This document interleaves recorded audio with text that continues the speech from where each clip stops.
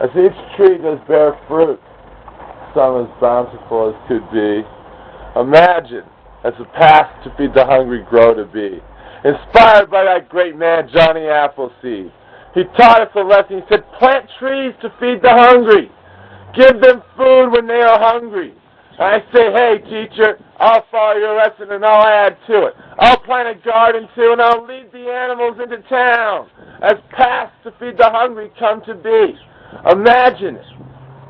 A world where you don't have to steal to eat, where no one does, where no one has to steal to have a piece of bread or an apple from a tree. An apple so tasty and sweet. These ones a bit sour, but still so good. Imagine it. Imagine the greatness of this world as they work together and as these fruits and these vegetables are open to the poor, as they have no need to steal when the harvest is in full, or when there's fruit on the trees or vegetables in the gardens. It's an amazing future we have ahead of us as the paths to feed the hungry come to be. So sponsor it, donate, and let me help me get these trees and these paths going in this world and in this light, so that together we can feed the hungry, we can help save this world from poverty. Not in communities such as the one I live in, because there's not as much poverty. It's not as much needed, even though here as well.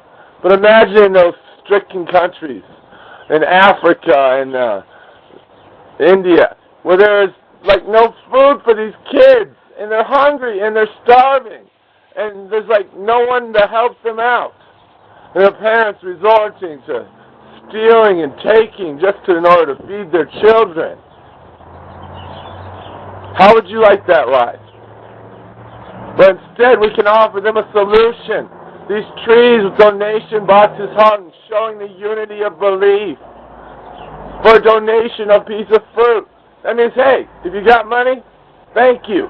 We appreciate the donation. It helps us plant more trees. And if you don't, well, hey, you know what? You're in need of some food. And here's a meal for you. And think about it. Wouldn't that be better than having people stealing for their bread? Stealing for their food, for their fruits and vegetables and meat? Wouldn't the path to feed the hungry be a better solution? Would that not lift this poverty from this world and lift that need of that great evil to arise? For them to take control? So remember, paths to feed the hungry, detailed and outlined on my website at www.unitedunifiedbelief.com. Well, not just my website, our website. This is one I share with you and all the world. Thank you.